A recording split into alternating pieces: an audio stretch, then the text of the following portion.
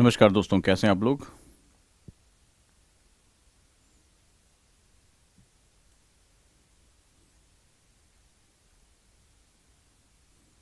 क्या मेरी voice clear आ रही है आप लोगों को।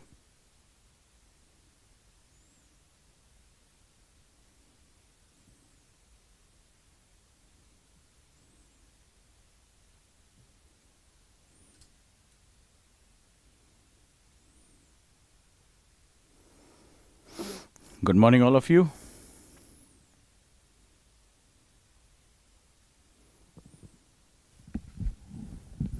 सभी ओजंकिन कैसे हैं।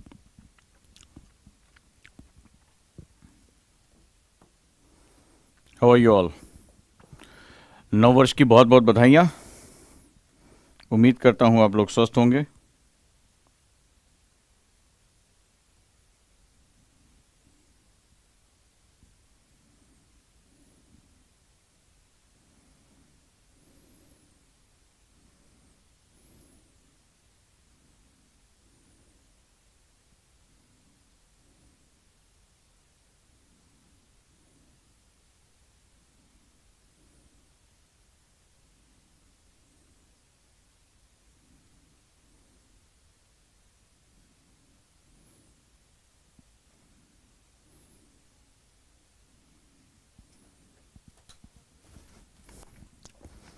चलिए दोस्तों, शुरू करते हैं हम लोग। मैं बिल्कुल ठीक हूँ, आप लोग कैसे हैं।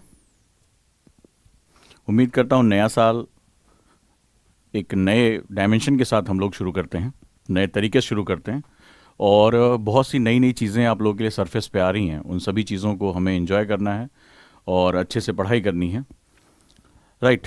जनवरी लग चुका है और जिनको 2022 देना है वो अब बहुत ही उनके लिए एक एक दिन बहुत इंपॉर्टेंट हो जाएगा, बहुत ही महत्वपूर्ण एक एक दिन हो जाता है। तो अब ऐसी कंडीशन में ज़रूरी है कि हम अपने टाइम टेबल को सही तरीके से, अपनी पढ़ाई को सही तरीके से करें।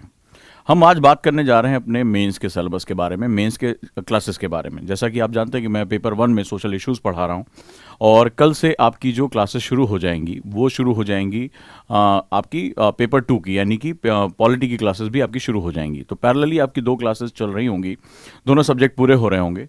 और साथ ही साथ प्री के लिए भी आपको पता है कि 20 जनवरी से हम लगातार अपनी क्लासेस को लेकर चल रहे हैं। तो जो बच्चे मेंस की तैयारी कर रहे हैं, प्री उनके लिए एक बहुत बड़ा चैलेंज हो जाता है। So now it's time to you have to maintain your 8 to 10 hours. आपका टाइम टेबल मेंटेन होना चाहिए अब किसी भी हालत में, क्योंकि 4 to 5 आवर या 6 आवर आपको जो है वो क्लास में देना होगा और बाकी टाइम आपको सेल्फ स्टडी, रीडिंग। तो अब आपको बहुत ही हाईली अलर्ट मोड पे रहना होगा। पहली बात तो याद जान लो, जनवरी आने का मतलब ही होता है कि प्रेशर को यहाँ से वो माउंट होना शुरू हो जाएगा। इसके बाद आपको सी सैट की भी प्रिपरेशन करनी होगी। So you have to take larger portion, आपको बहुत बड़े पोर्शन पे काम करना पड़ेगा। राइट। So let's start. हम लोग शुरू करते हैं और बात करते हैं। जैसे गोविंद ने कहा बहुत डर लग रहा है, तो सुबह मेडिटेशन की क्लास में आप में से बहुत लोग नहीं आते हैं, क्योंकि जितने नंबर ऑफ स्टूडेंट मेरे पास इस समय क्लास में है, अगर उतने ही नंबर ऑफ स्टूडेंट लाइव पे आ जाए तो बहुत दिक्कत है। मेडिटेशन, जैसे आज हमने एक ऊर्जा के बारे में बात किया, हमने आज ऊर्जा को मांगा कि हम डिप्रेशन से कैसे बच सकते हैं। मैं अभी आपको लिख के दे रहा हूं, अभी जो आपका डर है ये इतना भी हावी होगा, आपको बहुत सी अभी बीमारियां होने जा रही हैं। आपको तमाम तरह की शारीरिक बीमारियां होंगी। आपका जो स्ट्रेस है, आपका जो डर है, वो आपको बहुत गहराई में भी लेकर जाएगा। अभी बहुत से सिम्टम्स आने जा रहे हैं। अभी जो आपको डर लगने जा रहा है वो भी बहुत हावी होगा। अभी आपका blood pressure up and down होगा, अभी आपको स्वेटिंग प्रॉब्लम आएगी, आपकी बॉडी पेन प्रॉब्लम आएगी, अभी आपको भूलने की समस्या होगी, आप एंजाइटी में प्रवेश करेंगे। तभी तो इतने लंबे समय से मेहनत कर रहा हूँ, मुझे पता था कि वो समस्या आने जा रही है। ये किताबें धरी की धरी रह जाती है, इंसान आखिर में अपनी लड़ाई में ही हार जाता है। तो आपको बड़े ध्यान से रखना है। जिसको नहीं पता कि मैं मेडिटेशन की क्लास लेता हूँ, वो जांग जीएस एनसीईआरटी में, अब तो मैंने सुबह टाइम भी बढ़ा दिया, 8 बजे कर दिया। कई बच्चों ने कहा सर सुबह नहीं हो पाता, फिर कल मैं सुबह 7:30 बजे ही लूँगा। तो सुबह आप जो है वो मेरे साथ उठिए, आधे घंटे। मैं टीचर हूँ, फ्री क्लास कर रहा हूँ। क्यों आता हूँ? क्योंकि मुझे पता है कि आप लड़ाई हारोगे। पिछली बार मैंने सब कुछ किया, सब कुछ किया, मतलब क्वेश्चन मेरे फंस गए। इतना मेहनत की हमने, नए नए डॉक्यूमेंट सब कुछ खोल डाला। अंत में क्या हुआ? स्टूडेंट ने जाकर बेवकूफ़ियों वाली गलती की। उसने स्वीकारा हमसे कि सर हमसे वहाँ बेवकूफ़ियों वाली गलती हुई, हमने बबल्स गलत भर दिए, हमें लिखना था करेक्ट, हमने इनकरेक्ट चूज़ कर लिया, ठीक है, ट्रू की जगह हमने फॉल्स कर लिया। ऐसी ऐसी बेवकूफ़ी भरी गलतियाँ, आता हुआ क्वेश्चन वहाँ पे गलत किया और उसका नतीजा उनका पूरा साल खराब हुआ। हमें भी बहुत बुरा लगता है। आप सोचिए, इतनी जाड़े के दिनों में सुबह जल्दी उठकर मेहनत कर रहे हैं, सब कुछ कर रहे हैं, तो हमें भी मन करता है कि हमारा स्टूडेंट जो है वो जाए और अपने विजय पताका को फहराए। तुम केवल अकेले नहीं हो जो तुम इस लड़ाई को लड़ रहे हो, हम भी तुम्हारे साथ हैं। कम से कम मैं अपनी बात अगर करूं या मेरी पूरी टीम अगर बात करे तो हम तुम्हारी आंखों से अपने सपने देखते हैं। तो ये मत समझना कि केवल तुम अकेले जो हो इस लड़ाई में लड़ रहे हो, हम भी वहां पर अपनी भागीदारी लगातार कर रहे हैं। और जब तुम जीतते हो तो हम जीतते हैं, तुम हारते हो तो हम हार जाते हैं। तो ये लड़ाई आपकी व्यक्तिगत नहीं है, क्योंकि अब आप इस समाज का हिस्सा हो, जिसको आज मैं डिस्कशन करने जा रहा हूं, जो क्लास हम शुरू कर रहे हैं। और सोशल इश्यूज मैंने आपको बताया, मैं पूरा क्वेश्चन आंसर बेस पे आपको लेकर जाऊंगा। तो ये लड़ाई केवल आपकी, अब आप समाज का एसेट हो रहे हो। धीरे धीरे जैसे जैसे वक्त बीत रहा है वैसे वैसे तुम एक समाज के प्रति तुम्हारा समर्पण होना चाहिए। अब आप एक पर्सनल एसेट नहीं हो। अगर आप कोई बैंक की नौकरी कर रहे होते, आप कुछ कर रहे होते, या कोई बिजनेस कर, आप अपना पर्सनल एसेट हो। लेकिन अब आप पर्सनल एसेट नहीं हो, अब आप इस समाज, इस राष्ट्र का हिस्सा हो। और आपके अंदर जो भावनाएं बदल रही, जो आपके व्यक्तित्व में बदलाव हो रहा है, वो अपने समाज और अपने राष्ट्र के लिए होना चाहिए। यही सोशल इश्यूज बहुत इंपॉर्टेंट होता है। सोशल इश्यूज बहुत लोग बहुत अच्छे मार्क्स लेकर आते हैं और बहुत लोग उसको जो टच भी नहीं कर पाते, अच्छा आंसर कभी नहीं लिख पाते, क्योंकि आपको पता है कि सोशल इश्यूज को बेस करके एक 125 नंबर का एस्से आता है। तो ये आपकी सक्सेस में बड़ा इंपॉर्टेंट है। जीएस पेपर 1 का केवल पार्ट नहीं, एक आपको पता है सोशल इश्यूज पर एक एस्से आएगा ही आएगा और 125 नंबर आपको दिए जाएंगे। लेकिन जब आप एस्से में उतरते हो तो क्या रीजन होता है कि पढ़े होने के बावजूद आप अच्छा आंसर नहीं लिख पाते, अच्छा जो है वो एस्से नहीं कर पाते? उसका सबसे बड़ा कारण है कि पढ़ा तो है, सोचा नहीं। पढ़ा तो है, सोचा नहीं। सोचा तो है, जिया नहीं। तो जिसने पढ़ा, सोचा और जिया, one who read, one who learn, one who think, one who live, जिसने अपने समाज को पढ़ा, अपने समाज को सोचा और अपने समाज को जी लिया, वही पर्सनालिटी उसकी डेवलप होती है। कई लोगों ने मुझसे पूछा कि पर्सनालिटी कैसे डेवलप होती है? वही पर्सनालिटी डेवलप होती है एक आईएएस ऑफिसर की, एक आईपीएस ऑफिसर की, क्योंकि वो लोक सेवक है, वो पब्लिक सर्वेंट है।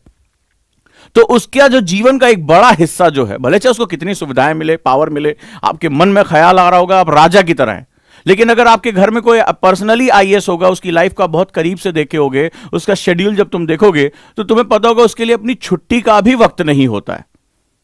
छुट्टी का भी वक्त नहीं होता है। मेरे बहनोई साहब आईएएस हैं, अभी कलेक्टर प्रमोट हो गए। तो अभी क्या हुआ, शादी में आना था, बहन की शादी थी, वहां पहुंचना, हम सभी पहुंच रहे थे, वो भी पहुंचना उनका वक्त है। लास्ट टाइम पे जो है उनके सीनियर का फोन आ गया, उनको चार्ज दिया जाना था, एसडीएम डीएम कलेक्टर का चार्ज मिलना था, लेकिन उनको बताया नहीं गया, बोला अकस्मात मीटिंग, कैंसिल करना पड़ा, उन्हें कैंसिल करना पड़ा। और रिलेटिव की शादी को कैंसिल करके वो मीटिंग में गए और फाइनली उन्हें चार्ज दिया गया।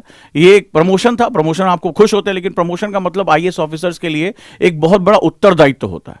मतलब आप ज्यादा एक्सपोजर आपको मिल रहा है। अभी तक आपके सीनियर्स आपकी गलतियों को बचा ले जा रहे थे, लेकिन अब आप खुद सीनियर हो गए, अब आप कलेक्टर हो गए। तो कलेक्टर होते ही आपको जो है वो एक जबरदस्त तरीके से आपको एक दबाव भी महसूस करना पड़ता है, जिम्मेदारी। तो व्यक्तिगत चीजों को उन्होंने किनारे किया कि कोई बात नहीं है, माफी मांगी कि हम नहीं पहुंच पाए, माफी चाहता हूं, ये फलाना मीटिंग। लेकिन एक जो सेगमेंट होता है कि किस तरह से हम काम कर रहे हैं, तो वो आप देखिए कि वहां पर जिम्मेदारियां बढ़ती हैं। तो मैंने आज आपको क्या कहा, जो पढ़ता है, सोचता है और जीता है। मैंने पढ़ा, मैंने सोचा, मैंने जिया, ठीक है, मैंने इस थॉट को जिया, तो ये मैं लोक सेवक के लिए बिल्कुल तैयार हूं। और ये मत सोचिएगा कि लबासना जाने के बाद आपकी ट्रेनिंग शुरू होती है। ये ट्रेनिंग आज की आपसे शुरू हो गई। आपके अंदर वो चीज आनी चाहिए कि now you are a public asset. अब आप इस जनता के हो, आपके लिए आपकी व्यक्तिगत चीजें छोटी हो जाती है, आपका व्यक्तिगत दुख छोटा है, आपके घर में बवाल मचा हुआ, कोई बात नहीं है।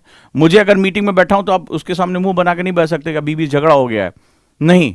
आप वहां पर पब्लिक एसेट हो, आपके अंदर कोई भी तकलीफ हो, आप पब्लिक के लिए काम करो, इट डजंट मैटर। सो यहां पर जो पर्सनल चीजें होती हैं वो छोटी हो जाती हैं, और जो पब्लिक एसेट्स और पब्लिक लायबिलिटीज होती हैं, पब्लिक का जो हमारी जिम्मेदारी होती है, वो बहुत बड़ी हो जाती है। ये बात ध्यान रखिएगा। और अगर आप व्यक्तित्व जीना चाहते हैं, मैं अक्सर कहता हूं आईएएस व्यक्ति रही व्यक्तित्व का इम्तिहान है, तो वो व्यक्तित्व कैसे बनता है, वो उसकी शुरुआत यहीं से होती है। When you think you are a public asset, अब आप जनता के बीच में, लोग आपको देख रहे हैं, आपकी छोटी से छोटी गलतियां आपकी वॉच की जाती हैं, आप लोगों के लिए प्रेरणा स्रोत बनते हो, आप हीरो हो, आप सब कुछ हो, तो आप ये ध्यान रखिएगा कि आपके ऊपर जिम्मेदारियां भी उतनी बढ़ जाती है। अंदाजा लगाइए कि एक क्रिकेटर, जाना माना क्रिकेटर, आपने देखा, एक बार मोहम्मद शमी का मैं केस लेता हूं कि उन्होंने एक मैच खेला था, बहुत बेहतरीन उन्होंने विकेट लिए थे, पूरा देश उनको कंधे पे बिठा के घूम रहा था, सर आंखों पे बिठा लिया, हजारों हजारों की संख्या में और टीवी पर लाखों की संख्या में लोग जो हैं वो मैच देख रहे हैं। और बीच मैदान में एक बॉल, एक बैट, एक खिलाड़ी जो है वो बॉल फेंक रहा है और एक बैटिंग कर रहा है, दो लोगों के बीच में संघर्ष हो रहा है, पूरे दुनिया भर का दबाव उनके ऊपर बैठा है, देश की उम्मीदें हैं। वही एक बार जब पाकिस्तान के साथ मैच हुआ और वो अच्छी परफॉर्मेंस नहीं कर पाए, लोगों ने पुतले फूके, उनकी हाय हाय की। जब आप पब्लिक फिगर बन जाते हैं तो एक्सपेक्टेशंस का दबाव बहुत ज्यादा होता है आपके ऊपर, और ये दबाव झेलने की ताकत आपको तभी समझ में आती है जब आप अपनी पर्सनालिटी में बदलाव करना शुरू कर देते हैं, चेंज लाना शुरू कर देते हैं। और चेंज इन्हीं सिलेबस के बीच में हमारा चेंज दिया हुआ है। ये सिलेबस किसी यूनिवर्सिटी का सिलेबस नहीं है, ये सिलेबस किसी जो है वो स्कूल का सिलेबस नहीं है, ये यूपीएससी का सिलेबस है। यूपीएससी चाहती है कि इसी सिलेबस को समझो, पढ़ो, सोचो और जियो। तीन चीजें, ये नियम याद रखिएगा। आज मैं आपको एक मूल मंत्र दे रहा हूं, इस साल का सबसे बड़ा मूल मंत्र दे रहा हूं, पढ़ो, सोचो और जियो। ठीक है, अगर तुमने इसको लिख लिया, आज से लिख लो इसको। मैंने ये बात आपसे कही है कि यूपीएससी के सिलेबस को पढ़ो, यूपीएससी की बुक्स को पढ़ो, सोचो और जियो। जिसने जी लिया, लबासना बाहें खुली कर कर कहता है आ जाओ, अंदर आ जाओ, मुझे तुम्हारी जरूरत है। क्योंकि ये जो तुम्हारे व्यक्तित्व के ट्रांसफॉर्मेशन की जर्नी है वो इसी सिलेबस के बीच से गुजरती है। कोई अलग से पर्सनालिटी डेवलपमेंट का स्कूल नहीं चलता है, कोई कॉलेज नहीं है इसका, ये इसी के बीच से निकल कर आएगा। तो अगर मैं तुमसे या मेरे साथ जो भी टीचर्स हैं या किसी भी एकेडमी में तुम पढ़ रहे हो, it doesn't matter for me. ठीक है, मैटर ये है कि क्या तुम सही तरीके से जा रहे हो, क्योंकि शिक्षक वर्ग ये हमेशा चाहता है कि उसका छात्र जो है विजेता बन के निकले, आप किसी भी रूप में रहो। और अगर ये शिक्षक ये दायित्व तो पूरा नहीं कर पा रहा है कि वो अपने स्टूडेंट को सिर्फ पढ़ाया जा रहा है और कह रहा है, सोचो नहीं यार तुम खाली सिलेबस रट लो, गलत कर रहा है, वो गलत कर रहा है। और अंत में इस भीड़ में वो जो 700-800 लोग जाकर फाइनली पहुंचते हैं, और उसमें भी कुछ 100 लोग आईएएस के लिए जाते हैं, वो कौन होते हैं ये सोचने की तुम्हें बहुत आवश्यकता है। वो किस तरह पहुंचते हैं ये तुम्हें जानने की बहुत जरूरी आवश्यकता है। सो इस वेरी ग्रेटेस्ट थिंग कि आपसे याद रखिएगा, 3 मेरा मंत्र याद रख लेना, तुम्हारी पर्सनालिटी में चेंज आना शुरू हो जाएगा। पहला, पढ़ो, फिर सोचो कि मैं ये क्यों कर रहा हूं, अप्लाई कहां कर सकता हूं।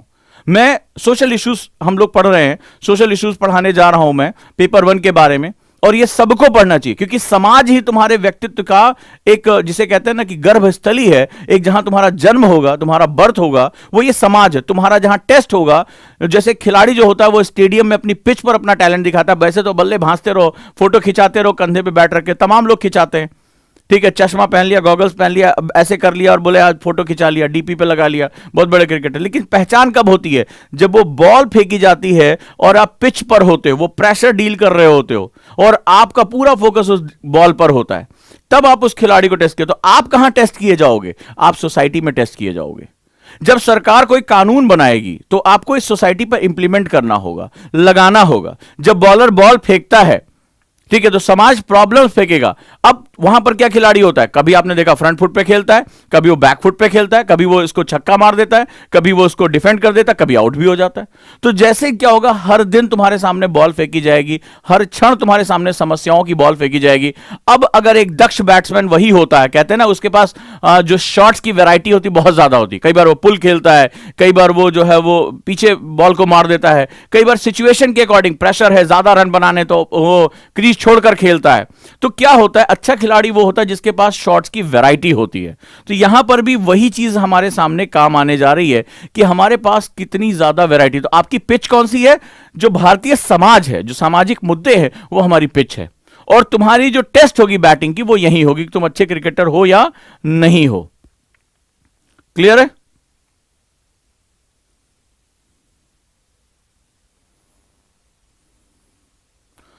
सो आज से 3 मंत्र है, पढ़ो, सोचो और जियो। जीने का मतलब है तुम्हारे आसपास वो चीजें होनी चाहिए। इसीलिए पढ़ाई 8 घंटे या 10 घंटे नहीं होती, 24 घंटे होती है। जब तुम अपना व्यवहार, अपना व्यक्तित्व इसके हिसाब से, तभी ये प्रेशर डील कर पाओगे, जब इसका हिसाब से अपने आप को बदल दोगे कि हर समय तुम्हारा ध्यान, तुम्हारा कुछ और थॉट ही नहीं आना चाहिए। इंस्टाग्राम पे किसकी फोटो लाइक करनी तुम्हें मतलब ही नहीं होना चाहिए। जानबूझ के ये बात कह रहा हूं क्योंकि मुझे पता है कि आज से जो प्रेशर माउंट शुरू होगा, ये इसमें से कई लोगों को तोड़ के खत्म कर देगा। मेरे आंकड़े लिख लेना, 13 लाख से ज्यादा लोग इस साल फॉर्म भरेंगे, मार्च में फॉर्म भरे जाएंगे, और देखना 5 जून को पेपर है, उसमें से 50% ज्यादा लोग एग्जाम देने नहीं जाएंगे। वो जिन्होंने फॉर्म भरा, जो अभी भी ये सोच रहे हैं कि वो आईएएस बनेंगे, इस बार एग्जाम देंगे, फरवरी अभी और बीतेगा, मार्च तक उनके अंदर इरादे एकदम ऐसे भरे होंगे, मुट्ठी भीची होगी, अरे इस बार तो हमें एग्जाम देना ही देना है। और अप्रैल मई सिर्फ 2 महीने के अंदर वो कहेंगे नहीं मेरे को नहीं जाना। 5 जून को जब पेपर देने जाना, मेरी बात लिख लेना इस पे कि आज मैंने 4 तारीख को बात आपसे कही, उसमें 50% लोग एग्जाम देने नहीं जाएंगे। They will not be there, वहां पर वो नहीं पहुंचेंगे, बात याद रखना। So it's very important factor. अब ये टूटने की शुरुआत होगी।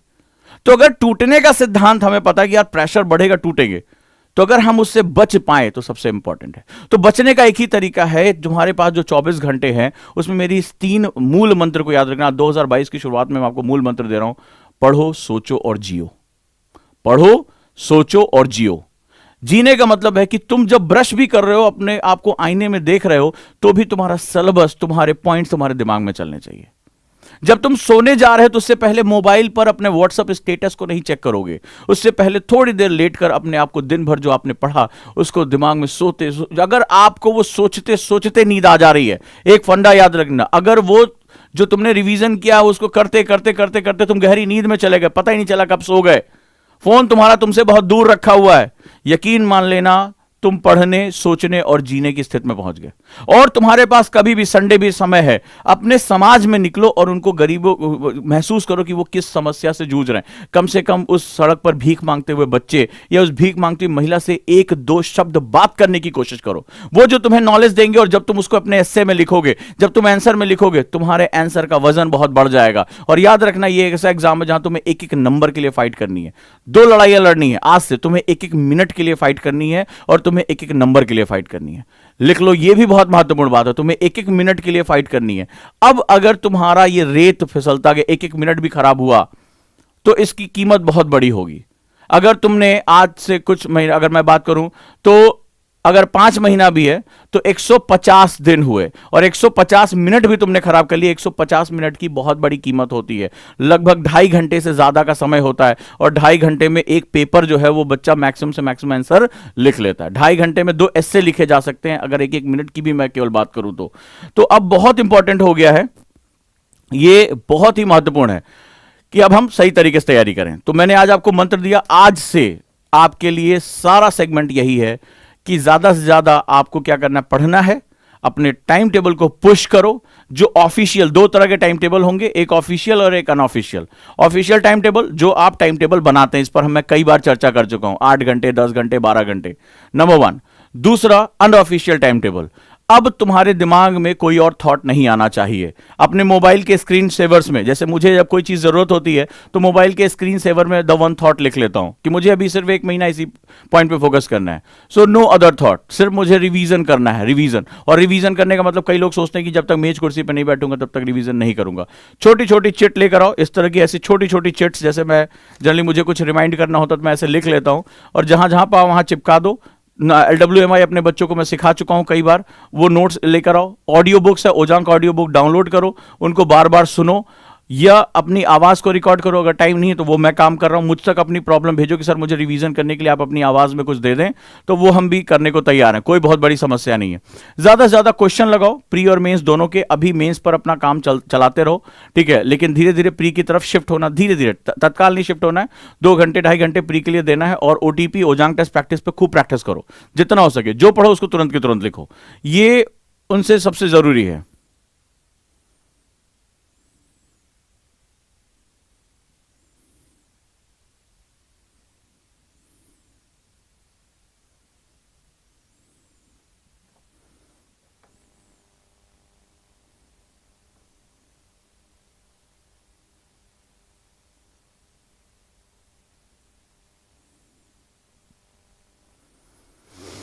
डन।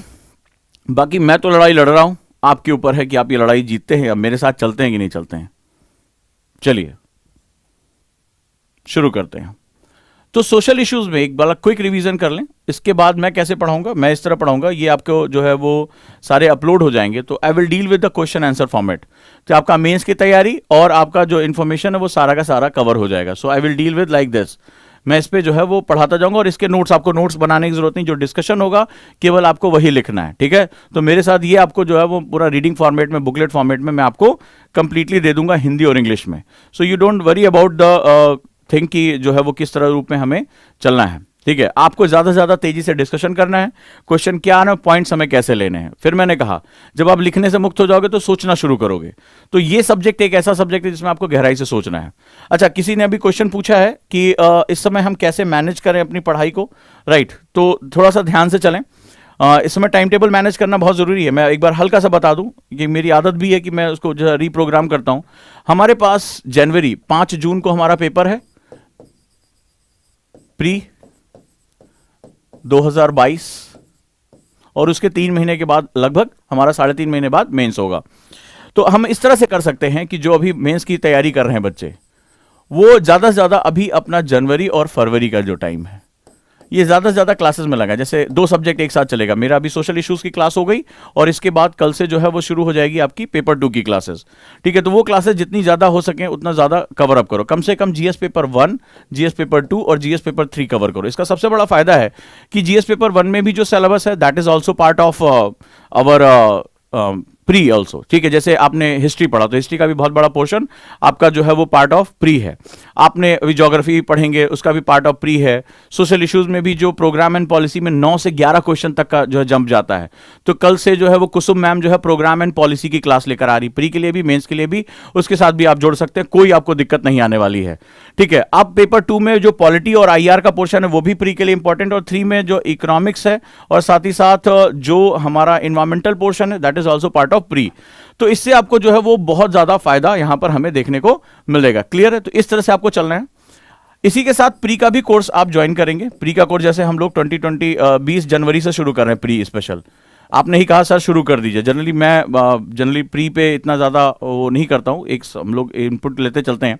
तो प्री में 20 जनवरी से हम क्लास शुरू कर रहे हैं। अब इसमें कोशिश रहेगी कि 2 घंटे से 2.5 घंटे क्लास हमें देनी है। तो आपको ये क्लास जो है वो शुरू कर देनी चाहिए। इसमें 2 फायदे हैं। अगर आपने ये चीज़ यहाँ पढ़ रखा है तो इसको कवर करके रिवीजन करके आप सिर्फ क्वेश्चन पे आ जाएंगे, डायरेक्टली क्वेश्चन पे।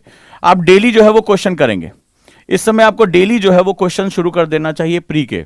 आदत डाल लीजिए 10 क्वेश्चन, 20 क्वेश्चन, 30 क्वेश्चन। ओटीपी आपको लॉन्च करके दिया है ओजांग टेस्ट प्रैक्टिस, इसको तो हर हालत में अपने पास रखो। जो भी नोटिफिकेशन आ रही, जो भी शेयरिंग आ रही है, अगर आप ग्रुप में नहीं हो तो काउंसलर को फोन करके आप ग्रुप में ऐड हो जाओ। तो वहां पर जब हम लिंक भेजें तो उसको जितनी हो सके उतनी प्रैक्टिस करो धुआंधार। ये क्वेश्चन है जो तुम्हें बचाएगा जितना हो सकता है। जैसे अभी हमने 499 रुपीज में लॉन्च कर दिया था एनसीईआरटी, तो इसको तो आज ही लेके आज ही इसको जो है 1 हफ्ते के अंदर इसके क्वेश्चन लगा खत्म को। 499 में पूरा एनसीईआरटी के पेपर हैं। अब इसको जितना हो सके उतना धबा के लगा लो। एनसीईआरटी तो कम से कम सरदर्द खत्म हो। पता है कि एनसीईआरटी में 20-25% क्वेश्चन मेरे फंसने ही फंसने, ऑथेंटिक होते हैं। तो अगर उतना पढ़ने, जिसने मान लो मेरे साथ जो एनसीईआरटी में रहा, कोर्स में रहा, तो खैर उसको तो कोई दिक्कत नहीं है। ठीक है, लेकिन नहीं है तो कम से कम क्वेश्चन लगाए, बाकायदा बड़े लंबे चौड़े एक्सप्लेनेशन दिए, उसको पढ़े ध्यान से, और उसको 1 या 2 कम से कम राउंड हम इसको कर लें। मतलब मार्च से पहले हम एनसीईआरटी के क्वेश्चन लगा लें। अब मान लो इसमें 1000 से ज्यादा क्वेश्चन है और डिफरेंट डायमेंशन पूरे किए हैं, मैंने खुद अपना इनपुट इसमें दिया है, तो इसमें सबसे बड़ा फायदा होगा एक बहुत बड़ा चंक तुम्हारी इंफॉर्मेशन पूरी हो जाएगी। जिसने एनसीईआरटी मेरे साथ पढ़ रखा है वो भी इसको क्वेश्चन लगाकर अपना, जो इसको हम लोग फिलर्स बोलते हैं, जैसे दांतों के बीच में जब गैप हो जाता है तो हम फिलर भर देते हैं, तो इंफॉर्मेशन में कोई अगर गैप है तो वो उसको पूरा कर लेगा। इस समय स्ट्रेटजी पर बड़ा ध्यान रखो। अगर इस समय स्ट्रेटजी पर चूके तो प्री तुम्हारा वैसे ही गया, खत्म हो जाएगा मामला। सबसे ज्यादा प्रेशर प्री देता है। एक तो पता ही नहीं रहता, इसमें कुछ ऐसे बच्चे भी आ जाते हैं, पिछले कुछ समय से मैं देख रहा हूं, जो कई बार क्या होता है किस्मत के बड़े धनी तुक्का उक्का मार रहे हैं। अब कई बार यार परम्यूटेशन कॉम्बिनेशन में सेट हो जाता है, बहुत सीरियस नहीं है। 3 बच्चे मेरे पास इस तरह आए, प्री निकाल दिया उन्होंने, मेंस के बारे में उन्हें कुछ नहीं पता, उन्होंने ऑप्शनल नहीं चेक किया था। बताओ, उन्होंने ऑप्शनल चूज नहीं किया था। मैं तो, मेरा मन किया कि दीवार पे सर मार दूं, लेकिन अब क्या कर सकते हैं, किसी किस्मत थोड़ा ले सकते हैं कि किस्मत में राजा बनना लिखा तो राजा बनोगे भाई। तो अब उस कंडीशन में क्या होता है कि उन्होंने जो है वो निकाल दिया। बोले, मैंने कहा यार तुमने कैसे किया, ऑप्शनल भी चूज नहीं किया और 2-2.5 महीना बचा तो ऑप्शनल क्या इसमें कर पाओगे। मैंने कहा ठीक है, कोशिश करो थोड़ा बहुत पढ़ने की, अब जो हो पाए अगली बार देखेंगे। तो ऐसा भी जो होता है वो बड़ा इंपॉर्टेंट होता है। तो क्या होगा, ये तुम्हारी सीट खा जाएंगे। दूसरा, पिछले कुछ समय से क्या हो रहा है, ये मैंने बड़ा बदलाव देखा। जो बच्चे सेलेक्ट हो गए, जैसे आरएस हो गए, आईपीएस, अब जो पुलिस सेवा में जा रहे हैं या और सेवाओं में जा रहे हैं, आईएएस का पिछला जो चार्म है वो बहुत बढ़ गया है। अच्छा, वो ऑलरेडी सेलेक्टेड है, वो बच्चे एग्जाम दे रहे हैं दोबारा री एग्जाम, तो वो भी तुम्हारी एक बड़ी सीट जो है वो उसको ग्रैब कर ले रहे हैं। तो ताकि उनको भी आईएएस वो रुतबा, वो जो पावर है, वो जो सेफ्टी है वो मिला, वो जाना चाहते हैं। अब ये भी एक बड़ा बदलाव हो रहा है। पहले क्या होता था, कुछ आईएफएस की सीटें थोड़ा सा ज्यादा प्रभुत्व रहती, लेकिन अब जैसे जैसे कोविड हुआ, 1.5-2 साल में ये हुआ कि विश्व में कहीं भी जाए फंस गए, कुछ भी दिक्कत हो रही है अशांत, तो वो भी लोग भी आईएएस की तरफ ज्यादा फोकस करने लगे। तो ऐसी कंडीशन में तुम्हारा कंपटीशन जो है बहुत तेजी से बढ़ रहा है, राइट। तो अब इस कंडीशन में याद रखना कि किस तरह से हमें तैयारी करनी है, इसलिए मैं पहले बता दूं। और जो अपना टाइम टेबल है याद रखना, तो ये क्लियर हुआ। आपको अभी मेंस पे फोकस करके रखना है, इसको आप मार्च तक, अप्रैल तक खींच के लेके चलें और कम से कम 3 पेपर हर हालत में कर लें। अब एथिक्स अगर बच जाता है, मान लो पेपर 4 एथिक्स, तो ये हम हिम्मत है तो पहले भी कर सकते हैं, नहीं तो हम प्री के बाद भी कर सकते हैं। वीडियो तो आपको पता है, उसमें आपको रहेगा ही। और एथिक स्टैटिक है, अगर आपने सिलेबस टू सिलेबस भी पढ़ लिया, थोड़ा आपके अंदर समाज को समझना, समाज में रूल अप्लाई करना, जो सोशल इश्यूज पढ़ाना, जो सोशल इश्यूज अच्छी तरह समझ पाता है वही एथिक्स अच्छी तरह समझ पाता है। ये भी बड़ा इंटरलिंक्ड होता है, इसीलिए समय लेकर पढ़ाया जाता है। और सोशल इश्यूज हर व्यक्ति को पढ़ना चाहिए मेरे हिसाब से, क्योंकि ये समाज ही आपकी पिच है। जो कहते हैं ना कि पहले आपने देखा होगा, अच्छा कैप्टन जो होता है टॉस से पहले, आपने अगर क्रिकेट का शौक होगा, उसको पिच दिखाई जाती है। तो पिच इसलिए दिखाई जाती है कि वो पिच देखता है, पिच टूट रही है, पिच अच्छी है, तो वो क्या होता है, जो अगर मान लो टॉस जीत जाता है तो वो पहले बैटिंग भी ले सकता है, पहले बॉलिंग भी ले सकता है। आपने देखा होगा कई बार जो है टॉस जीतने के बाद कैप्टन बॉलिंग पहले ले लेता है। वो पिच की अनुभव, आपने देखा होगा धोनी पिच को बहुत अच्छा पढ़ते थे, तो पिच कैसे बिहेव करने वाली है। तो सोशल इश्यूज हमें बताता है कि समाज कैसे व्यवहार करेगा। अब एथिक्स के नियम क्या होता है, इसी समाज पे अप्लाई होते हैं। कहां ईमानदारी, कहां नैतिकता, कहां ये संयम, ये जो सत्यनिष्ठा है, ये समाज और समाज के लोगों पर अप्लाई होते हैं। तो वहां पर अगर आप सोशल इश्यूज अच्छी तरह समझ जाते हैं तो एथिक्स को समझना, उसके सिद्धांतों को समझना आपके लिए बहुत आसान हो जाता है, राइट। तो ये पार्ट आप बाद में भी कर सकते हैं, इतना समय आपको मिलेगा करने के लिए। और आप मेंस के क्वेश्चन आंसर भी वहां पर ढेर सारे कर सकते हैं, आपको कोई दिक्कत नहीं आएगी। साथ ही साथ आप जनवरी एंड से, अभी जैसे हमारे पास टाइम है 15 दिन का, तो 15 दिन जितना हो सके उतना मेंस के क्वेश्चन अप्लाई कर लो, जितना ज्यादा हो सके, जैसे 3-3 क्लास 4-4 क्लास करके, और इसको स्मूथली खत्म कर दो जितनी जल्दी हो सके। इसके बाद धीरे धीरे प्री की तरफ मूवमेंट करना शुरू करो। क्वेश्चन लगाओ, पहले 10 question daily, 20 question, 30 question, 40 question. Classes join कर लिया, मान लो जैसा लग रहा है कि अभी प्रेशर बहुत ज्यादा, कंपटीशन बहुत ज्यादा है, तो क्लासेस ज्वाइन कर लिया, अपने आप को रिफाइन कर लिया, कि थोड़ा सा अपने आप को रिफाइन कर लें कि कहीं भी एक भी या 2 क्वेश्चन की गलती भी आपका करियर बर्बाद कर सकती है। इस बार 16 बच्चे मेरी नजर में आए, 16 बच्चे मेरे पास ऐसे पहुंचे जिन्होंने लास्ट ईयर इंटरव्यू दिया था, नहीं हुए, ठीक है, इंटरव्यू उसमें से तो, और उसमें दोबारा जब प्री दिया तो प्री नहीं निकला उनका। मतलब इस तरह से ऐसी स्थिति हुई कि इंटरव्यू दिया बच्चा प्री नहीं निकाल पाया। तो प्री बहुत अनएक्सपेक्टेड होता है, इसमें किसी भी तरह का अंदाजा लगाना बहुत मुश्किल काम होता है।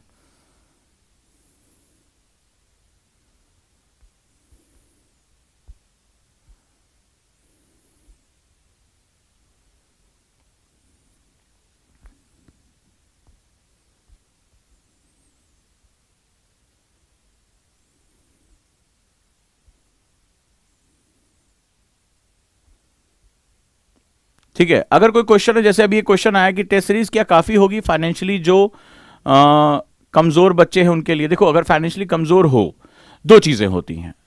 जब आप अपनी स्थिति जानते हो, मान लीजिए आपसे क्वेश्चन हो रहे हैं, तो सबसे पहले आपने टेस्ट सीरीज ले लिया। अभी जैसे मान लो अभी 20 तारीख से हम शुरू कर रहे हैं, तो 20 तारीख से पहले आप कोई टेस्ट सीरीज मार लो। जैसे मान लो आप अभी प्री की टेस्ट सीरीज हम लोग लॉन्च कर रहे हैं 12 तारीख से, तो 12 तारीख से pre special test series launch कर रहे हैं। आपने उसमें जैसे ही 8-10 क्वेश्चन पेपर लगाया, तो 20 से पहले आप 8-10 पेपर लगा लो। अगर लग रहा है कि मेरे क्वेश्चन हो रहे हैं या जो मेरी कमियां हैं उसको मैं पढ़ पा रहा हूं, तो आपको कोर्स की जरूरत नहीं है।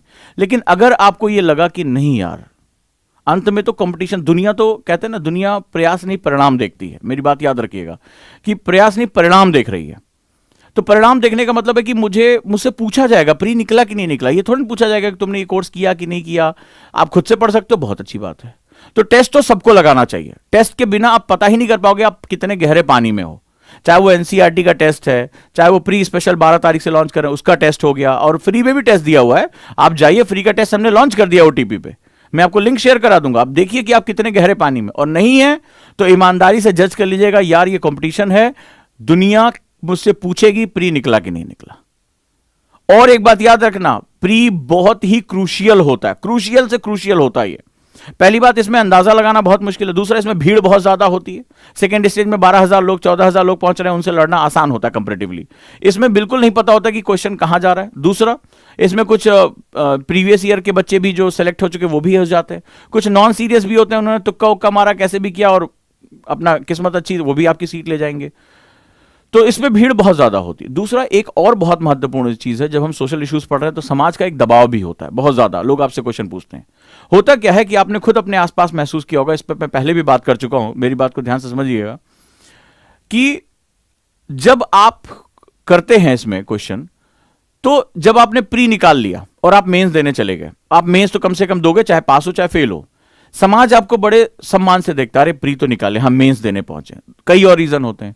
मैंने आपको लास्ट टाइम बताया था, मान लीजिए कल को ये हुआ कि घर वालों ने पैसा देना बंद कर दिया, ये अब आपको लड़ना है कि नहीं मुझे अकेले लड़ना है, तो जो मेंस दिए हुए बच्चे होते हैं वो कई जगह उनको नौकरी मिल जाती है बड़े आराम से। जैसे हमारे ही तमाम एकेडमिया में आप जाते हैं तो भाई मान लीजिए आंसर चेक करना है या क्वेश्चन बनाने हैं या कुछ कंटेंट डेवलप करना है, कुछ करंट पे कंटेंट, तो जो माना जाता है कि जो मेंस दे रहा है उसके पास एक बढ़िया नॉलेज है, तभी वो मेंस दे रहा है। और मेंस में भी वो फाइट करा, तो एक तो पहली बात आपको प्री का एक फियर खत्म हो जाता है, एक आपका कॉन्फिडेंस बिल्डअप होता है, आपकी पर्सनल ग्रोथ होती है। दूसरा, समाज भी कहता है भाई प्री तो निकाल लिया, देखो अटेम्प्ट में प्री निकाल लिया, मेंस दिया, मेंस में नहीं हो कोई बात नहीं, अगला प्रयास करना। तो समाज में जो बहुत बड़ा दबाव है वो काफी कम हो जाता है और आपको थोड़े रिलीफ महसूस होता है, हाँ यार मेंस दे दिया। और आप कि मान लीजिए पिताजी पैसे नहीं दे पा रहे तो आप तमाम जगह नौकरी भी कर सकते हैं। और मैं कई ऐसे बच्चों को जानता हूं जिन्होंने कंटेंट डेवलपमेंट मेहनत पढ़ते रहे और उसी पे अपने नोट्स बनाते रहे, क्वेश्चन बनाते हैं, तमाम उनको ठीक ठाक पैसे मिल जाते हैं। अभी तो एक बच्चा है, मैं जानता हूं उसको, इंटरव्यू दे रहा है, तो वो यही कंटेंट बनाकर, क्वेश्चन बनाकर, बढ़िया इंटरव्यू उसका दिया हुआ बच्चा है। और उसने घर बहुत गरीब घर का लड़का, तो उसके घर में अभी तक झोपड़ी मतलब वो हुआ करती थी, तो पता नहीं कैसे उसके डॉक्यूमेंट्स में उसको बीपीएल भी शो नहीं किया गया। तो क्या हुआ कि उसका घर भी जो है वो प्रधानमंत्री आवास योजना में नहीं बन पाया या इससे पहले इंदिरा आवास का लाभ नहीं मिल पाया। तो उसने अपना सोचो पढ़ाई करते ही उसने इसी सब काम करके उसने पैसा इकट्ठा किया, अभी अपना पक्का लिंटर डलवा रहा हो। पहली बार वो लिंटर डलवा रहा है कि हाँ हम सर पक्की छत डलवा पा रहे हैं। तो ये एक मतलब होता है कि मतलब वो इतना समर्थ हो गया है कि वो अपना पढ़ाई भी कर ले जा रहा है, उसको घर वालों से पैसा और घर वालों की मदद भी कर पा रहा है। भाई बेटे से उम्मीद होती है कि कम से कम पक्की छत तो करा देगा, माँ बाप को आसरा तो मिलेगा, वो भी हो जा रहा है। तो ये भी एक बड़ी ताकत होती है। हालांकि वो भी फाइनल सेलेक्ट नहीं हुआ, लेकिन हो जाएगा, अगर वो मेहनत करता रहेगा हो जाएगा। सबसे बड़ा जो मैंने देखा है, बच्चे जो वापस हो जाते हैं वो इसलिए घर वालों का प्रेशर आता है कि हम तुम्हें पैसे नहीं दे पाएंगे, फाइनेंशियल प्रेशर आ जाता है। तो एक बार की दौड़ है, बहुत सच्ची बात बता रहा हूं, एक बार की दौड़ है, एक बार की मेहनत है। आप किसी भी कदर करिए और प्री जरूर क्वालिफाई करिए, आगे सफर आपका आसान हो जाए। आपका पहली बात तो पर्सनल बूस्ट होगा, दूसरी बात जब आप मेंस लिखे रहेंगे तो आपके आसपास आपकी इज्जत बढ़ेगी, उससे भी आपका कॉन्फिडेंस बढ़ेगा, कई दबाव कम होंगे। दूसरा, आपके पास एक फाइनेंशियल इनकम सोर्स आ जाएगा। अगर कल को कोई मुसीबत आई, कल को घर वालों ने हाथ खींच लिया या कोई भी घर में दिक्कत आई, तो आप अपने लिए एक सम्मानजनक इनकम जनरेट कर लेंगे, इस बात का बिल्कुल तय है।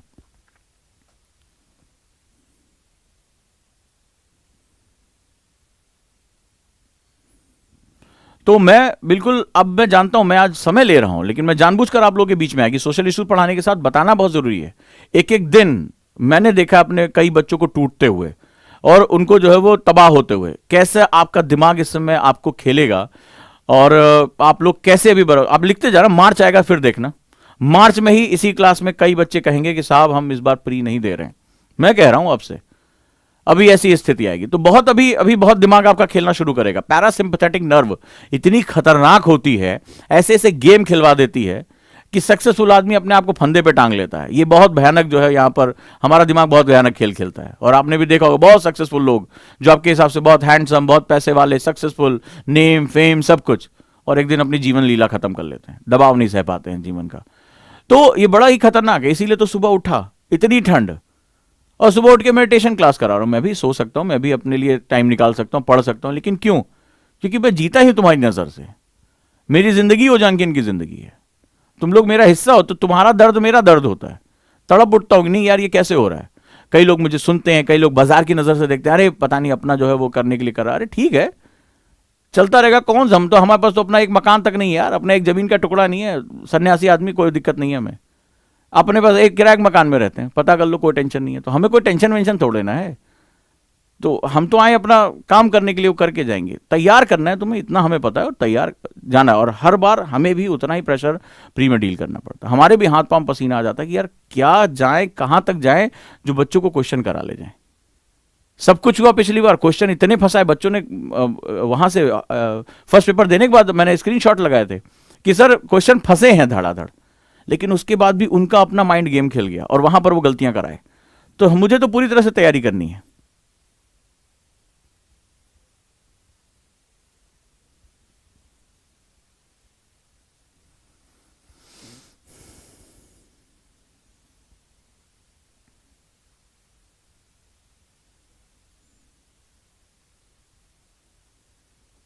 चलें, तो हम लोग, ये हो गया, टाइम टेबल आप 8 to 10 आवर्स, मैंने आपको पहले बताया मिनिमम इतना आपको टाइम टेबल देना पड़ेगा।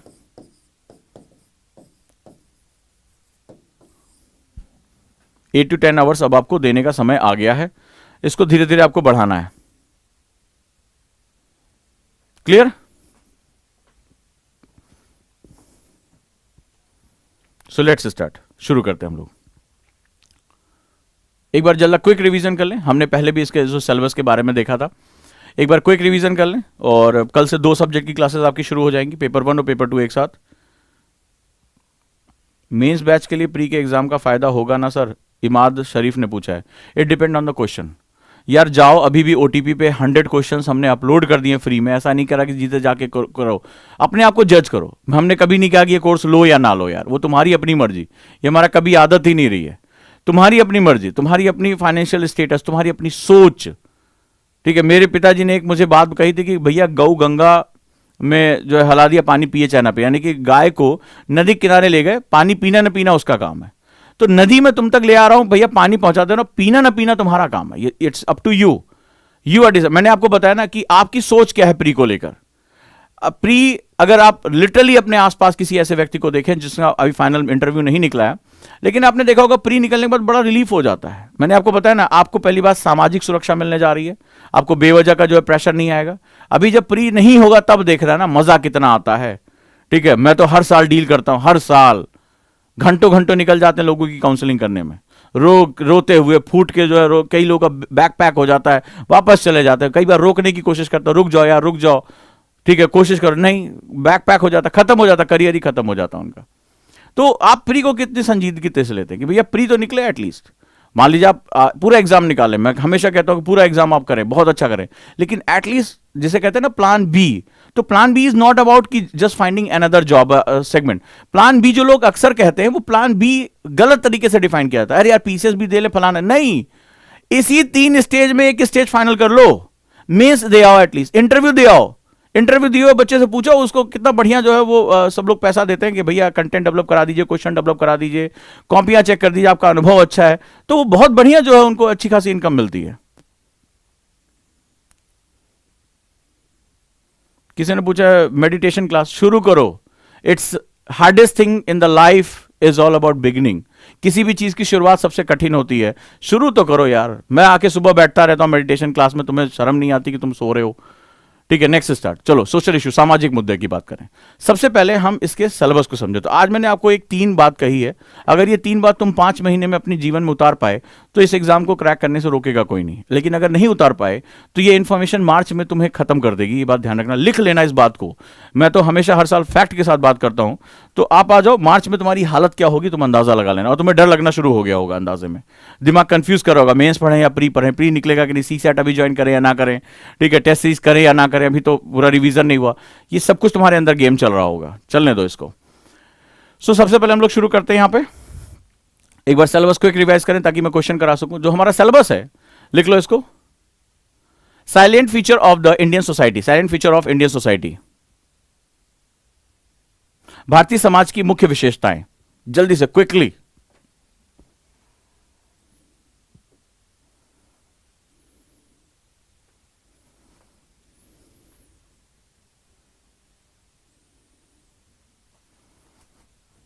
Next one, diversity of India, Bharat की विविधता। क्योंकि ज्योग्राफी यहां कितनी इंपॉर्टेंट है, सोशल इश्यूज सब कुछ अपने आप में समेटे हुए हैं। क्योंकि मैंने पहले भी डिस्कशन किया था कि हमारे पास भौगोलिक विविधता है, we have a geographical diversity. हमारे पास माउंटेन है, डेजर्ट है, प्लेन है, कोस्टल एरिया है, हमारे पास रेन फॉरेस्ट है। So we have a diversified geographical area. That's why geographical, मैंने आपको बताया था कि जलवायु की विविधता सामाजिक विविधता को, हमारी सांस्कृतिक विविधता को तय करती है। यानी कि डाइवर्सिटी ऑफ क्लाइमेट, यानी कि ज्योग्राफी से ही डाइवर्सिटी ऑफ क्लाइमेट आता है। Diversity of climate define the diversity of our cultures. तो हमारे समाज की जो भिन्नता हमें देखने को मिलती है, पहनावा अलग है, खान पान अलग है, त्योहार अलग है, रीति रिवाज अलग है, मकानों का आर्किटेक्चर अलग है, ठीक है, किसी प्रकार की मान्यताएं अलग है, उसके पीछे हमारा भौगोलिक क्षेत्र यानी हमारा ज्योग्राफिकल एरिया बहुत इंपॉर्टेंट होता है। डाइवर्सिटी ऑफ इंडिया, भारत की विविधता। तो जब मैं भारत कहता हूं तो भारत के बारे में मेरा एक बहुत व्याख्यान हुआ था, इससे पहले मेरा एक क्लास जो रही है कि भारत को जानो। तो भारत क्या है? भारत एक सांस्कृतिक इकाई है, एक भौगोलिक इकाई है, राजनीतिक इकाई है, it's a political unit, it's a geographical unit, it's a cultural unit, it's a historical unit, it's a economic unit. तो ये बहुत बड़ा एक विविध क्षेत्र है, क्योंकि हमारी इतिहास भी लगातार बहुत पुरातन है, लगातार सतत है। हमारे पास विभिन्न भौगोलिक विविधताएं, हमारे पास सांस्कृतिक विविधताएं हैं। समय समय पर अलग अलग तरह के लोग, कभी मध्य एशिया से, कभी अलग अलग क्षेत्रों से इस देश में आकर बसे, यहीं का जो है संस्कृति का हिस्सा हुए। Next one, role of women and women organization लिखो। महिलाओं की भूमिका तथा महिला संगठन।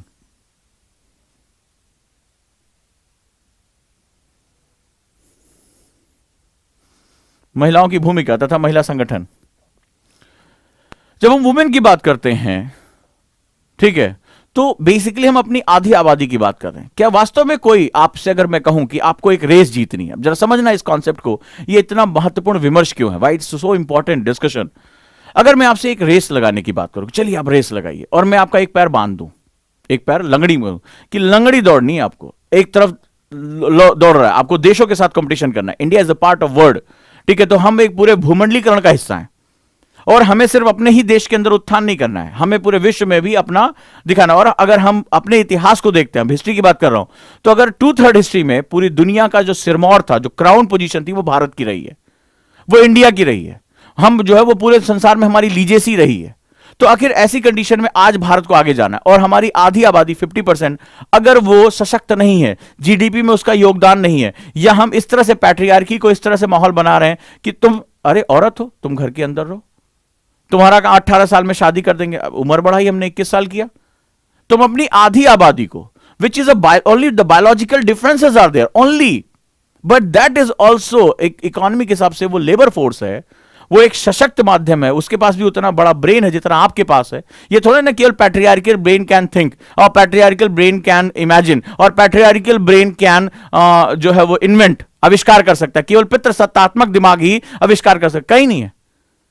महिलाओं को जहां जहां अवसर मिले, आपने देखा महिलाएं छाती चली गई, चाहे वो आपके एग्जाम्स में, चाहे बोर्ड के एग्जाम्स में, इनोवेशंस में, तमाम तरह से महिलाएं जो है, खेल में, कूद में, हर जगह। ओलंपिक में कहा जाता था शारीरिक बल पुरुषों का होता है, ओलंपिक में मेडल्स देखिए, सबसे पहले मेडल्स महिलाएं लेकर आ रही हैं, और हमारी सबसे ज्यादा तूती महिलाओं के माध्यम से बोल रही है। लास्ट ओलंपिक में एक ही महिला जिसने हमारी इज्जत बचाई, नहीं तो हमें कोई मेडल ही नहीं आता। तो अब ऐसी कंडीशन में क्या होता है कि आप अपनी आधी आबादी, अगर आप दौड़ना चाहते हैं, विश्व में कंपीट करना चाहते हैं, रेस लगी हुई है, अमेरिका, चीन, जापान, जर्मनी, ये हमसे आगे निकल रहे हैं, चाइना आगे निकल रहा है, बांग्लादेश आगे निकलने की कोशिश कर रहा है, और ऐसी कंडीशन में आप अपनी आबादी, आधी आबादी को बांध कर नहीं रह सकते। You have to think about their empowerment, उनकी सशक्तिकरण पे आपको विचार करना पड़ेगा। लेकिन सवाल है, जब हम सशक्तिकरण यानी एम्पावरमेंट की बात करते हैं, तो हमें सबसे पहले बात करनी पड़ेगी अशक्तिकरण की। आखिर वो कौन से कारण मौजूद है भारतीय समाज में, वो कौन से रीजंस अवेलेबल हैं जो अशक्त कर रहे हैं, उसको एम्पावरमेंट से रोक रहे हैं, उसको बाधाएं बनी हुई हैं, चाहे शिक्षा का समानता ना होना, अवसरों की समानता ना होना, या पशु बल का इस्तेमाल किया जाना, उनके ऊपर अत्याचार किया जाना, यौन शोषण किया जाना, उनको मौके ना दिए जाने, वेजेस ना दिया जाना, उनके लिए सम्मानजनक रोजगार ना उपलब्ध होना, सुरक्षा ना उपलब्ध होना। There are multiple of reason, doesn't matter. The purpose is, if you want to be an IAS officer, आपको अगर आने वाले समय में ऑफिसर बनना है, तो समाज के दोनों धड़ों पे, संविधान हमारा महिला और पुरुष के हिसाब से विभाजन नहीं करता है, पॉलिटी कहता है कि वो दोनों जो है वो मानव होने के नाते बराबर है। तो ऐसी कंडीशन में अगर आपको राष्ट्र को दौड़ाना है, आपको तेजी से लेकर जाना है, तो आपको पैर खोलने पड़ेंगे। यानी इस विकास के इस दौड़ में, इस पूरी दुनिया में कंपीट करने की दौड़ में, एक राष्ट्र के निर्माण में जो एक ताकतवर हमें नेशन डेवलप करना है, उसमें महिला और पुरुष को सहभागिता के साथ एक साथ कंधे से कंधा मिलाकर लड़ना पड़ेगा। But the matter is the mindset of the patriarchy, या किसी भी रूप में, जरूरी नहीं कि पैट्रियार्की, मैं तो जेंडर न्यूट्रल सोसाइटी की बात करूंगा, महिला और पुरुष की बात ही नहीं करनी, हम तो समानता की बात कर रहे हैं।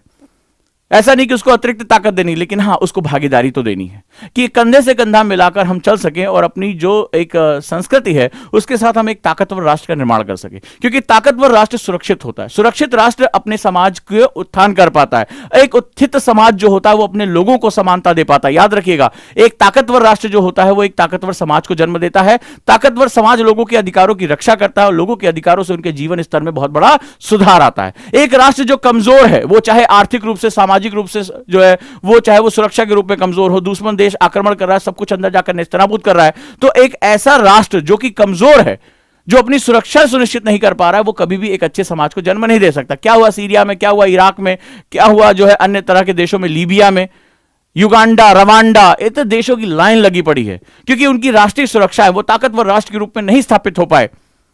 आज हम अमेरिका की बात करते हैं तो वो ताकतवर राष्ट्र है, चाइना की बात करते हैं वो ताकतवर राष्ट्र है।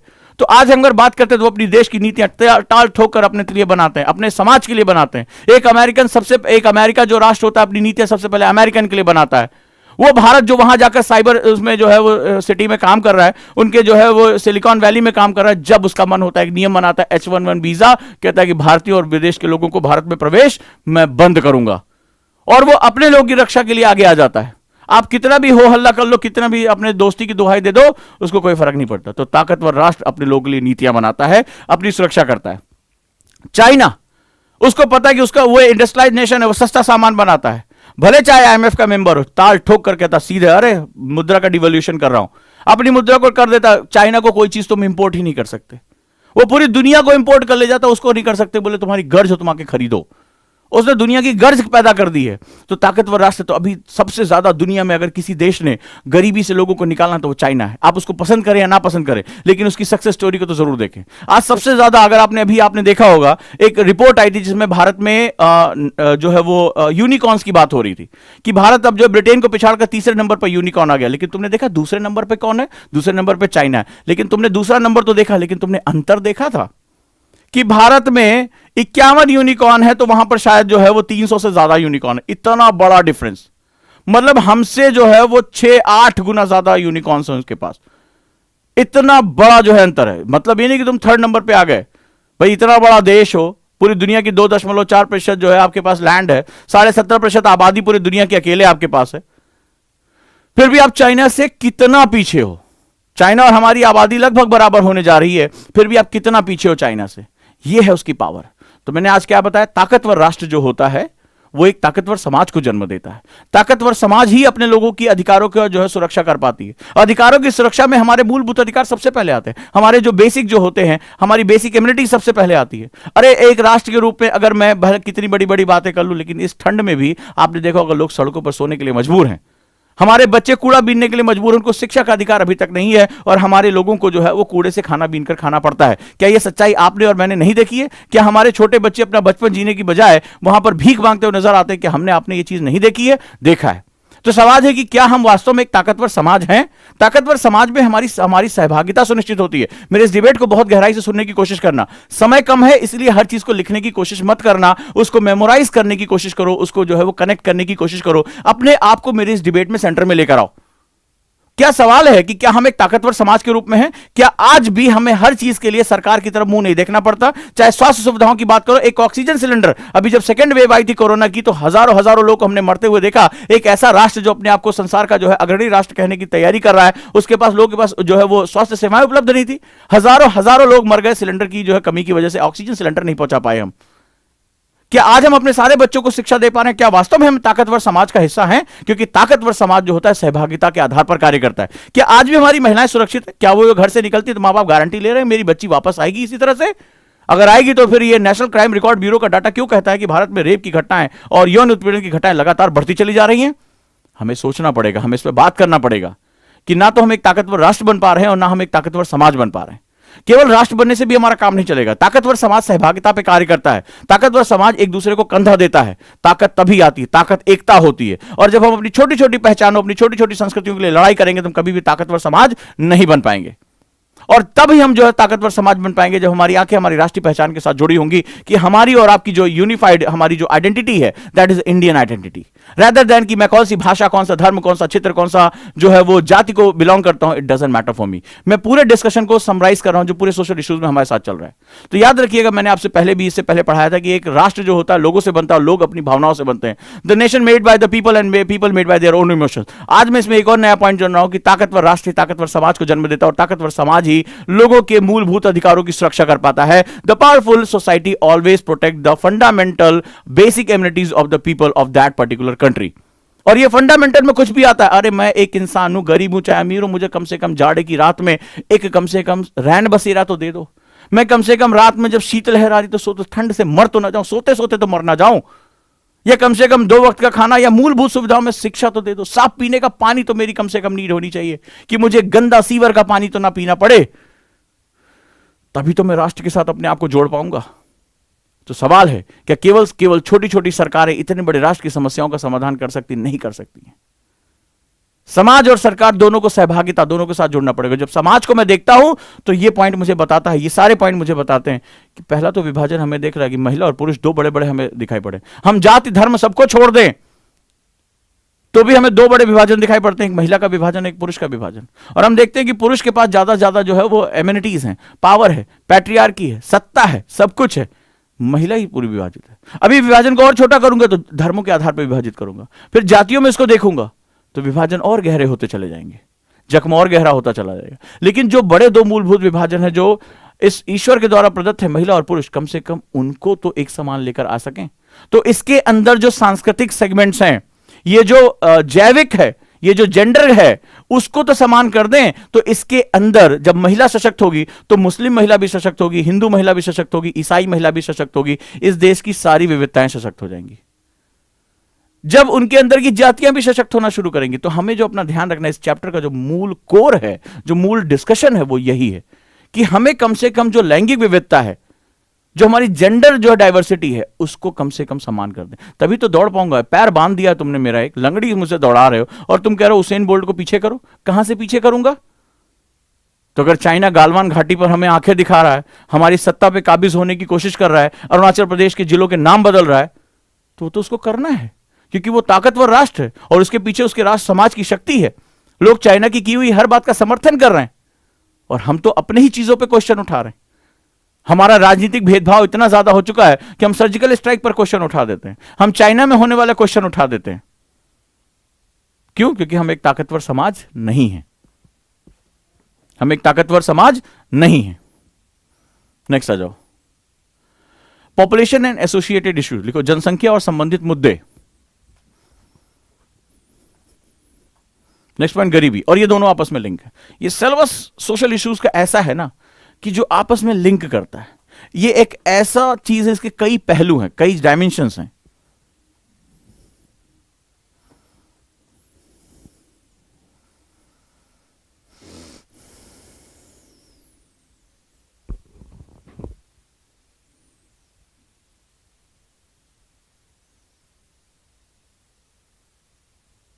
राइट, देखो जनसंख्या और संबंधित मुद्दे।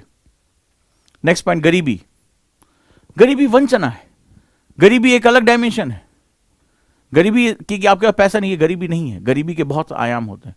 जैसे कश्मीर में तो बहुत से कश्मीरी पंडित थे, अमीर थे, लेकिन सांस्कृतिक राजनीतिक गरीबी थी उनकी, उनको सुरक्षा नहीं मिली हुई थी। तो गरीबी के बहुत से आयाम होते हैं। गरीबी अगर सिर्फ पैसे की होती तो फिर तो कोई बात ही नहीं थी, सरकार उसको धन देती, अकाउंट में पैसा डाल देती, सारे लोग गरीब अमीर हो जाते। बट गरीबी के पीछे बहुत बहुत गहरे कारण होते हैं।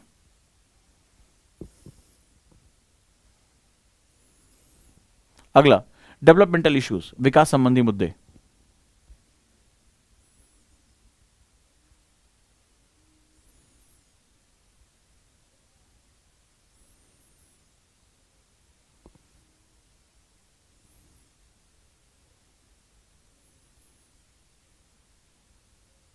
राइट, विकास संबंधी मुद्दे। शहरीकरण, urbanization and their problems and remedies लिखो। शहरीकरण, आज बहुत बड़ी आबादी हमारी शहर की तरफ जा रही है, शहरीकरण बढ़ता चला जा रहा है, और आज हमारे अर्बनाइजेशन को ग्रोथ ऑफ इंजन, यानी शहरों के विकास का हम लोग इंजन कहते हैं। पर सवाल है कि क्या वो प्रॉब्लम से फ्री है? क्या हमने पूरे अपने शहरों को प्लान करके बसाया? नहीं, हमारा शहरीकरण अनप्लान्ड है। तो सवाल है कि लिखो, शहरीकरण, उसकी समस्याएं तथा उपचार।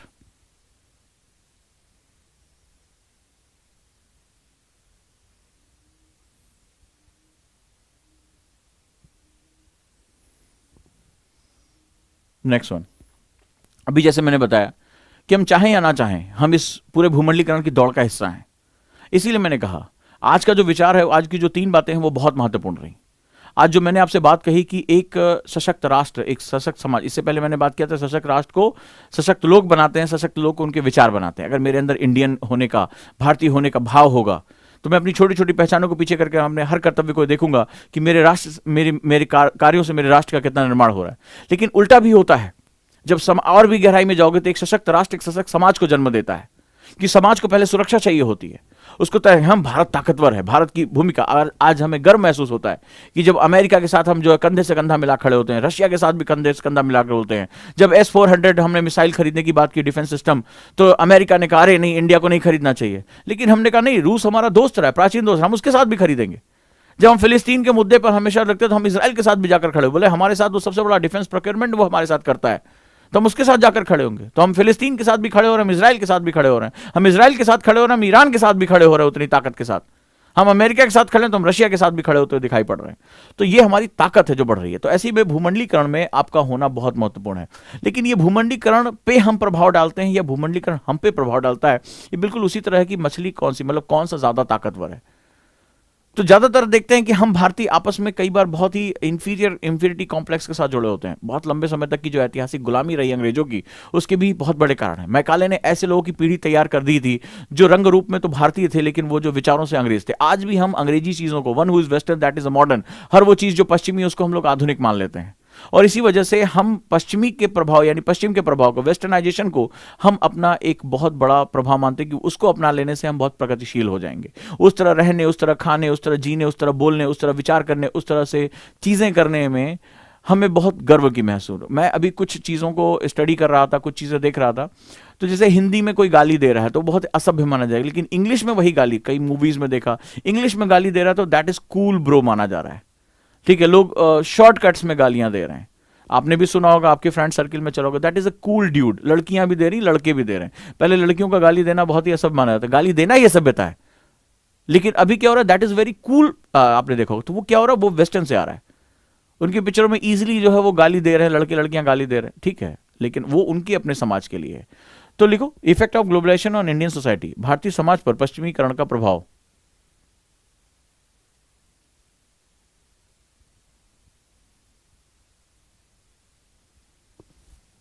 नेक्स्ट, सोशल इंपावरमेंट, सामाजिक सशक्तिकरण। मैंने आपको बताया ना कि जब तक समाज सशक्त नहीं होगा तब तक लोगों के मूलभूत अधिकारों की सुरक्षा नहीं हो पाएगी। अब मूलभूत अधिकारों में सब कुछ आ गया। It is not about the fundamental rights that is given by the constitution, और भी बेसिक कम्युनिटीज में सबसे पहले, अगर मेरे पहले मुझे खाने पीने को तो दो, मेरे जीने को तो अधिकार दो, मेरे पढ़ने का अधिकार तो दो, ठीक है, बेसिक कम्युनिटीज तो मेरी पूरी करो। तो सोशल इंपावरमेंट वहां पर आता है। The next one is communism, सांप्रदायिकता। देखो, सांप्रदायिकता,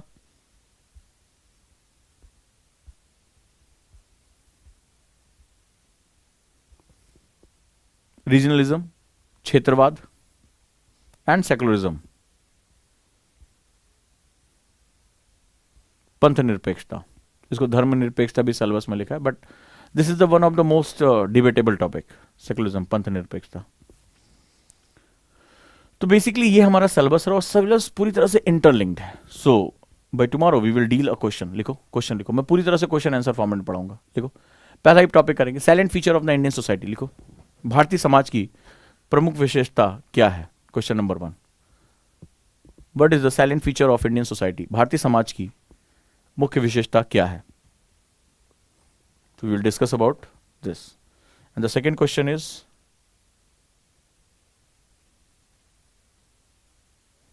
इसके अंदर लिखो, envision social order and social change in the development of rural areas। लिखो, तो सामाजिक अगर हम बात करेंगे तो पहला क्वेश्चन कर लो, कल मैं एक क्वेश्चन कराऊंगा, envision social order and social changes in the development of rural area। ग्रामीण क्षेत्रों में ग्रामीण क्षेत्रों के विकास में सामाजिक क्रम और सामाजिक बदलाव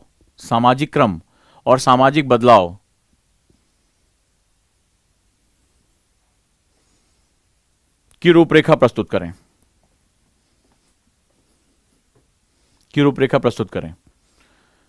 सिर्फ क्वेश्चन लिखिए ताकि आप इसके आंसर खुद भी कोशिश करें करने की। पूरा जो है कंटेंट आपको दे दिया जाएगा, ठीक है, पीडीएफ फॉर्मेट में आप लोगों को जो है मिल जाएगा क्लास में।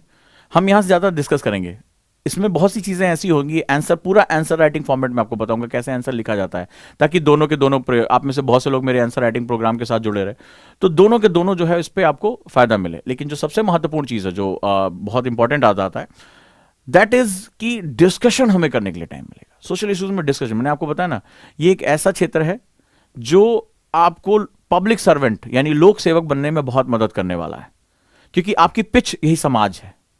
जब मैं ये सोशल ऑर्डर कल वर्ड यूज करूंगा ना, सोशल ऑर्डर बड़ा महत्वपूर्ण है। ये समाज में आप देखोगे कि भारत का समाज है वो ग्रामीण और शहरी विभाजन, महिला पुरुष का विभाजन, ग्रामीण शहरी का विभाजन, ग्रामीण में कितने विभाजन है, तो आपको जब पता चलेगा, जब आप डीएम बनकर जाओगे ना, कलेक्टर बन के जाओगे, तब आपको पता चलेगा कि कितनी चुनौतियां हैं यहां पे। क्लियर है?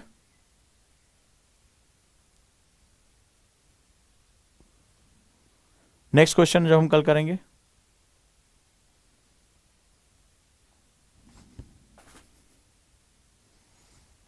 देखो, what is casteism,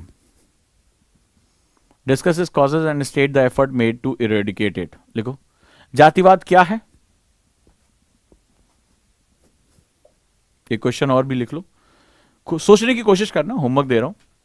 discuss is causes and state the effort made to eradicate it. इसके कारण क्या है और इसको दूर करने के लिए क्या प्रयास किए जाने चाहिए? इसके कारण क्या है और इसको दूर करने के लिए क्या प्रयास किए जाने चाहिए?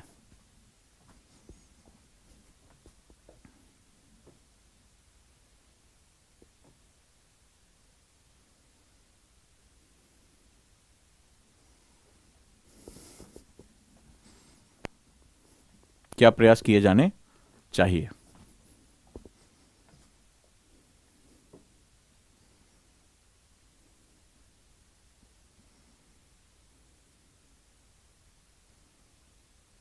चलें दोस्तों, जुड़े रहिए, मेंस की क्लास में भी, प्री की क्लासेस में भी। Right, it's up to you, लिख लिया होगा। तो ये प्री की पूरी टीम है हमारी, right. Nalin sir for history pre, vision sir for polity, Kusum ma'am for economics, PV sir for geography, Vaibhav sir for science, बहुत ही इमिनेंट फैकल्टी हैं, इनसे अभी आपका परिचय नहीं हुआ होगा। And current affairs also involve with me and Kusum ma'am, right.